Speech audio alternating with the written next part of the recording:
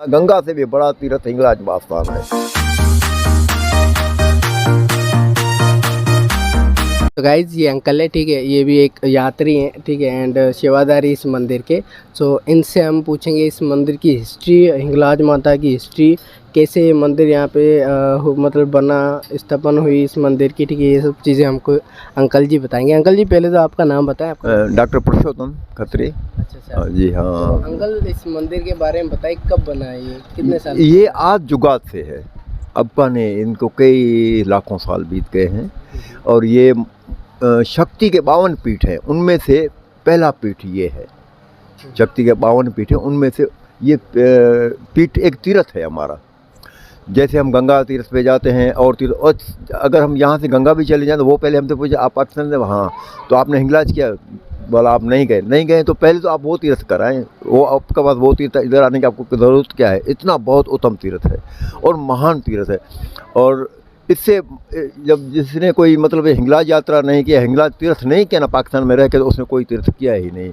ये सब पीठों से उत्तम पीठ है। ये फर्स्ट पीठ है, यहाँ माता का कपाल गिरा था, यहाँ माता का कपाल गिरा था, उसकी वजह से ये उत्तम पीठ, एक पीठ उत्तम तीर्थ है और सबसे बड़ा तीर्थ है। और ये कई सालों से है। अच्छा, अब यहाँ नवरात्रे भी होते हैं, यहाँ से पता नहीं पूरी दुनिया से आदमी यात्री आते रहते हैं, पैदल आते हैं, बच्चे आते हैं, बूढ़े आते हैं, छोटे छोटे बच्चे भी आ जाते हैं, जवान भी आ जाते हैं। 500-500, 800-800 किलोमीटर से पैदल चल के आते हैं, मगर उनके मुंह में कोई थोड़ा सा भी फ़र्क भी नहीं आता कि भाई ये कोई इतना पैदल चल के आया और ये मायूस हुआ हो। तो ये सारी माँ शक्ति उनको देती है जब वो आते हैं। और यहाँ हर किस्म की सुविधाएँ हैं। यहाँ पहुँचने के बाद भंडारे हैं। अच्छा, उसके बाद रहाश की बहुत बड़ी व्यवस्था यहाँ की हुई है। उसके अलावा भी हर चीज़ यहाँ उपलब्ध हो जाती है, हर चीज़ यहाँ मिल जाती है। अच्छा, तो अंकल मतलब पहले में और आज के आने में क्या डिफरेंट है? अच्छा, पहले ये दिक्कत थी, पहले आने की कोई व्यवस्था, कोई रास्ता था ही नहीं। यहाँ ये सारे ये जैसे कोसलर रास्ता ग्वादर वाला बना है तो उसके बाद ही जाके इससे पहले आम आदमी नहीं आया करता था यहाँ। जो जोगी थे, सन्यासी थे, पूरी दुनिया के, उनको ये तीर्थ करना बहुत ज़रूरी होता है। जो भी जोगी बनता है, जो भी सन्यासी बनता है, उनको ये तीर्थ करना मस्त होता है। इसके लिए हाँ, इसलिए पैदल चल के दूसरे देशों से भी यहाँ आते थे। अच्छा, जो घर से निकलता है इस तीर्थ के हिंगलाज के लिए, तो उसको बोलते थे कि यार ये हिंगलाज गया। हाँ, हिंगलाज गया तो मर गया। मतलब वो जब घर से निकलते हैं तो वहाँ से संन्यास लेकर वापस आएंगे नहीं, इनका कोई पता नहीं है। इतना मुश्किल सफ़र था ये, क्योंकि बीच में पहाड़ थे, नदियाँ हैं, रास्ते बिल्कुल कठिन थे और कोई और व्यवस्था नहीं थी। यहाँ पे भी इधर रहने की व्यवस्था अभी मतलब ये 8-10-15 साल से जो ये सारी हो गई हैं। इससे पहले यहाँ व्यवस्था नहीं थी। तो आते थे वो अपना राशन लेते, अपना पकाते, अपना खाते। योगी आते, दर्शन करते, 2-2 महीने 4-4 महीने पहाड़ों में रहते, माता के मतलब साधना करते थे और साधना करके अपनी सिद्धि प्राप्त करके वापस चले जाते थे। अच्छा, तो ये जो मंदिर है मतलब जो जबल के बीच में, ये तो कटिंग की गई है पहले से? ये नेचुरली है, नेचुरली है, ये कोई कटिंग नहीं है। अच्छा, ये नेचुरली है। अच्छा। हाँ। और माता का जो भी आस्थान जहाँ पे भी है वो सब पहाड़ों में है, इसी तरीके से ही है। अच्छा, जितने 52 पीठों में जितने 52 पीठ है वो सब इस तरीके से पहाड़ों में है। सही हो गया। एंड 84 के बारे में बताएं, वहाँ पे हम गए थे, वहाँ पे काफ़ी सारी चीज़ें देखी, जैसे अनिल कुंड है जी। अनिल कुंड के बारे में आप कुछ बताएं। अच्छा, अनिल कुंड के बारे में ये है कि यहाँ भी साधु महात्मा जब आते हैं ना, एक नेचुरली पानी नीचे से निकल, उसमें स्नान करके वो अपने आप को पवित्र करते थे। अच्छा, पवित्र करने के इनके तरीक़ेकार होते हैं। जैसे हम यहाँ आए तो ये नियम है। तो जैसे हमने मंत्र का जाप किया, अब पवित्रो पवित्र वास्त्रवासाम गतो अपेवाज समृद्ध पुंडरीकाक्षम सब बाह्य भींतरा सच्चे है। ये करके हमने अपने आप को मतलब के आचमन लेके पवित्र कर दिया। पवित्र करने के बाद में और भी अपने आप को शुद्धि प्राप्त होती है। जी।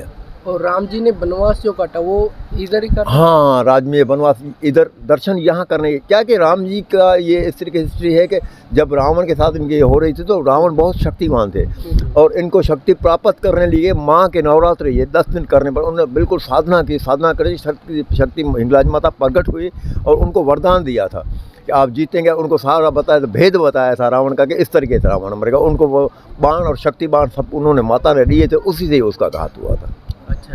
अच्छा सर, एक और क्वेश्चन ये कि हिंगलाज माता को हिंगलाज क्यों मतलब कहा जाता है? हिंगलाज माता क्यों कहा जाता है? इसके पीछे क्या कारण है? इसमें वेदांत के हिसाब से तो 2-3 प्रमाण हैं। अच्छा। जी हाँ।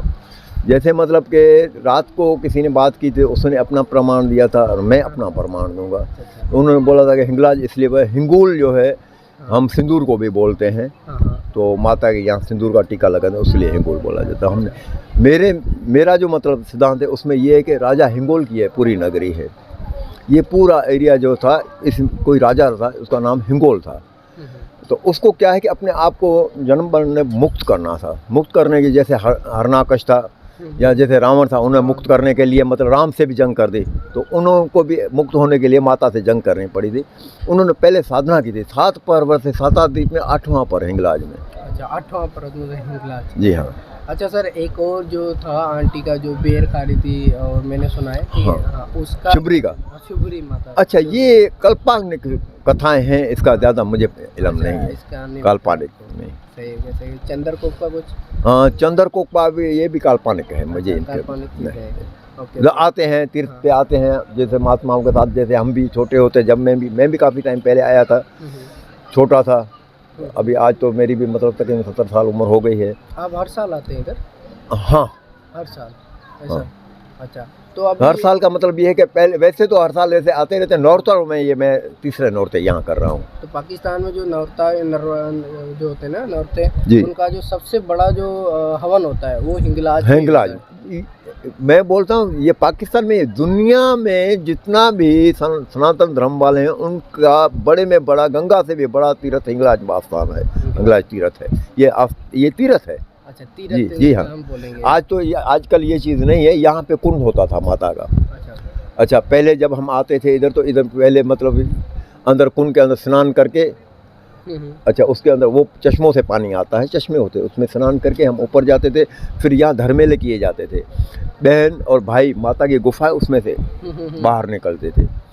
बहन आगे लेती थी भाई को, फिर वो अलग होते थे, मतलब कोई रिश्तेदार पहले नहीं होते हैं। वो धर्मेले इतने मजबूत होते हैं, इतने माता मजबूत कर देती है कि वो शायद सगे भी इतने नहीं निभा सकते जितने वो निभाने पड़ते हैं।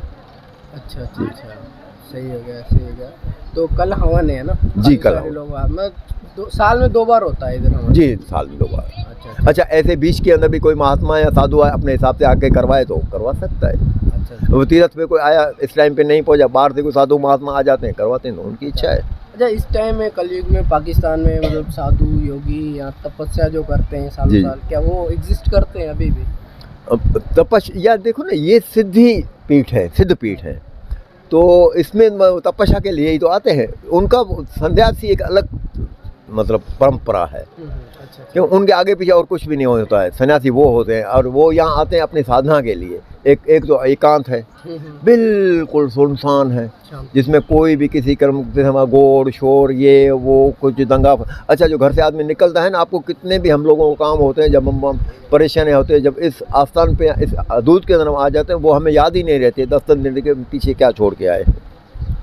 तो यहाँ जितने भी आते हैं सब अपनी साधना के लिए आते हैं, साधना करने के लिए आते हैं, जीवन मोक्ष प्राप्ति करने के लिए आते हैं। ओके सर, लास्ट मेरा आपसे बात है कि आप मतलब सनातनी है, जो क्या मैसेज देना चाहोगे उन्हें, लास्ट जो अपने हिंदू है उनके बारे में? हम तो उनको यही बोलते हैं कि बड़ी में बड़ी चीज़ ये है कि जितना भी हो सकता है आदमी, देखो ये संसार है, इसमें आया गया, कितना ही आता है कितना ही जाता है, और ये माया साथ में चलने वाले नहीं है। हम इनको सबको यही मैसेज दें कि जितना भी हो सकता है ऐसे ऐसे तीर्थ आस्थानों पे आएँ, अपना तीर्थ करके जाएं, तो आपका जीवन सफल, आपको मोक्ष प्राप्त हो, कि जीवन मरण के बंधन से आप बिल्कुल मोक्ष हो जाए। मतलब जो कर्म करे उसी की कोई इच्छा वगैरह ना हो। अच्छा, thank you so much uncle, आपने इतना अच्छा